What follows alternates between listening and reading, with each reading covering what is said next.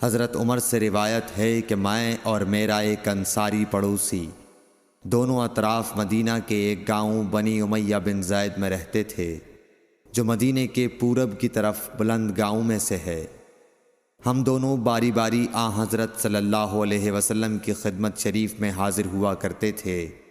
ایک دن وہ آتا، ایک دن میں آتا۔ جس دن میں آتا اس دن کی وحی کی اور رسول اللہ صلی اللہ علیہ وسلم کی فرمودہ دیگر باتوں کی اس کو خبر دے دیتا تھا، اور جب وہ آتا تو وہ بھی اسی طرح کرتا۔ تو ایک دن وہ میرا انصاری ساتھی اپنی باری کے روز حاضر خدمت ہوا۔ جب واپس آیا تو اس نے میرا دروازہ بہت زور سے کھٹکھٹایا اور میرے بارے میں پوچھا، کیا عمر یہاں ہیں؟ میں گھبرا کر اس کے پاس آیا۔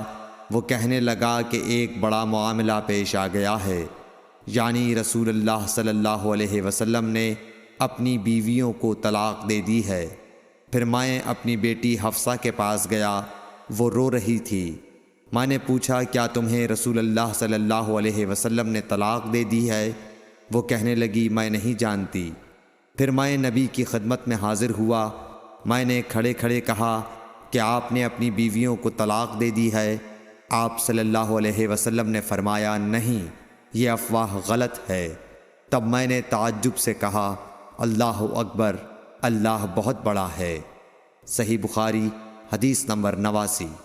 ایک شخص حزم بن ابی کعب نے رسول اللہ کی خدمت میں آ کر عرض کیا، یا رسول اللہ، فلاں شخص معاذ بن جبل لمبی نماز پڑھاتے ہیں، اس لیے میں جماعت کی نماز میں شریک نہیں ہو سکتا، کیونکہ میں دن بھر اونٹ چرانے کی وجہ سے رات کو تھک کر چکنا چور ہوتا ہوں اور طویل قرات سننے کی طاقت نہیں رکھتا۔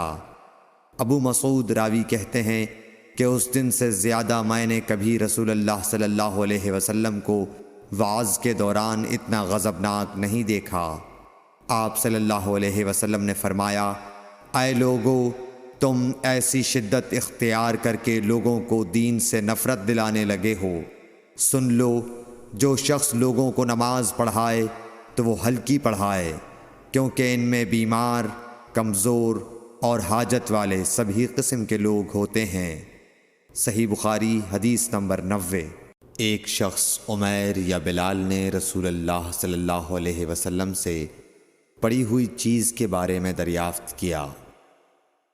آپ نے فرمایا، اس کی بندھن پہچان لے، یا فرمایا کہ اس کا برتن اور تھیلی کو پہچان لے، پھر 1 سال تک اس کی شناخت کا اعلان کراؤ، پھر اس کا مالک نہ ملے تو اس سے فائدہ اٹھاؤ، اور اگر اس کا مالک آ جائے تو اسے سونپ دو۔ اس نے پوچھا کہ اچھا، گمشدہ اونٹ کے بارے میں کیا حکم ہے؟ آپ کو اس قدر غصہ آ گیا کہ رخسار مبارک سرخ ہو گئے، یا راوی نے یہ کہا کہ آپ کا چہرہ سرخ ہو گیا۔ یہ سن کر آپ صلی اللہ علیہ وسلم نے فرمایا، تجھے اونٹ سے کیا واسطہ؟ اس کے ساتھ خود اس کی مشک ہے اور اس کے پاؤں کے سم ہیں۔ وہ خود پانی پر پہنچے گا اور خود پی لے گا اور خود درخت پر چرے گا، لہٰذا اسے چھوڑ دو یہاں تک کہ اس کا مالک مل جائے۔ اس نے کہا کہ اچھا، گمشدہ بکری کے بارے میں کیا ارشاد ہے؟ آپ نے فرمایا، وہ تیری ہے یا تیرے بھائی کی، ورنہ بھیڑیے کی غذا ہے۔ صحیح بخاری حدیث نمبر 91۔ رسول اللہ صلی اللہ علیہ وسلم سے کچھ باتیں دریافت کی گئیں کہ آپ کو برا معلوم ہوا، اور جب اس قسم کے سوالات کی آپ صلی اللہ علیہ وسلم پر بہت زیادتی کی گئی تو آپ کو غصہ آ گیا۔ پھر آپ نے لوگوں سے فرمایا، اچھا، اب مجھ سے جو چاہو پوچھو۔ تو ایک شخص نے دریافت کیا کہ میرا باپ کون ہے؟ آپ نے فرمایا، تیرا باپ حذافہ ہے۔ پھر دوسرا آدمی کھڑا ہوا اور اس نے پوچھا کہ یا رسول اللہ، میرا باپ کون ہے؟ آپ نے فرمایا کہ تیرا باپ سالم شیبہ کا آزاد کردہ غلام ہے۔ آخر حضرت عمر رضی اللہ تعالی عنہ نے آپ کے چہرہ مبارک کا حال دیکھا تو عرض کیا، یا رسول اللہ، ہم ان باتوں کے دریافت کرنے سے جو آپ کو ناگوار ہوں اللہ تعالی سے توبہ کرتے ہیں۔ صحیح بخاری حدیث نمبر 92۔ ایک دن رسول اللہ صلی اللہ علیہ وسلم گھر سے نکلے تو عبداللہ بن حذافہ کھڑے ہو کر پوچھنے لگے کہ حضور میرا باپ کون ہے؟ آپ نے فرمایا حذافہ۔ پھر آپ نے بار بار فرمایا کہ مجھ سے پوچھو، تو حضرت عمر رضی اللہ عنہ نے دو زانو ہو کر عرض کیا کہ ہم اللہ کے رب ہونے پر، اسلام کے دین ہونے اور محمد صلی اللہ علیہ وسلم کے نبی ہونے پر راضی ہیں، اور یہ جملہ 3 مرتبہ دہرایا۔ پھر یہ سن کر رسول اللہ صلی اللہ علیہ وسلم خاموش ہو گئے۔ صحیح بخاری حدیث نمبر 93۔ نبی اکرم صلی اللہ علیہ وآلہ وسلم جب سلام کرتے تو 3 بار سلام کرتے، اور جب کوئی کلمہ ارشاد فرماتے تو اسے 3 بار دہراتے، یہاں تک کہ خوب سمجھ لیا جاتا۔ صحیح بخاری حدیث نمبر 94۔ رسول اللہ صلی اللہ علیہ وسلم جب کوئی کلمہ ارشاد فرماتے تو اسے 3 بار لوٹاتے، یہاں تک کہ خوب سمجھ لیا جاتا، اور جب کچھ لوگوں کے پاس آپ تشریف لاتے اور انہیں سلام کرتے تو 3 بار سلام کرتے۔ صحیح بخاری حدیث نمبر 95۔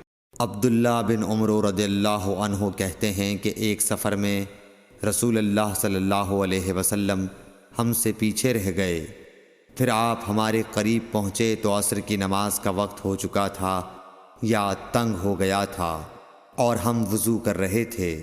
ہم اپنے پیروں پر پانی کا ہاتھ پھیرنے لگے تو آپ نے بلند آواز سے فرمایا کہ آگ کے عذاب سے ان ایڑیوں کی جو خشک رہ جائیں خرابی ہے۔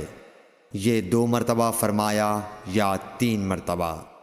صحیح بخاری حدیث نمبر 96۔ رسول اللہ صلی اللہ علیہ وسلم نے فرمایا کہ 3 شخص ہیں جن کے لیے دگنا اجر ہے۔ ایک وہ جو اہل کتاب سے ہو اور اپنے نبی پر اور محمد صلی اللہ علیہ وسلم پر ایمان لائے۔ دوسرے وہ غلام جو اپنے آقا اور اللہ دونوں کا حق ادا کرے۔ اور تیسرے وہ آدمی جس کے پاس کوئی لونڈی ہو جس سے شباشی کرتا ہے، اور اس کو تربیت دے تو اچھی تربیت دے، تعلیم دے تو عمدہ دے، پھر اسے آزاد کر کے اس سے نکاح کر لے تو اس کے لیے دگنا اجر ہے۔ صحیح بخاری حدیث نمبر 97۔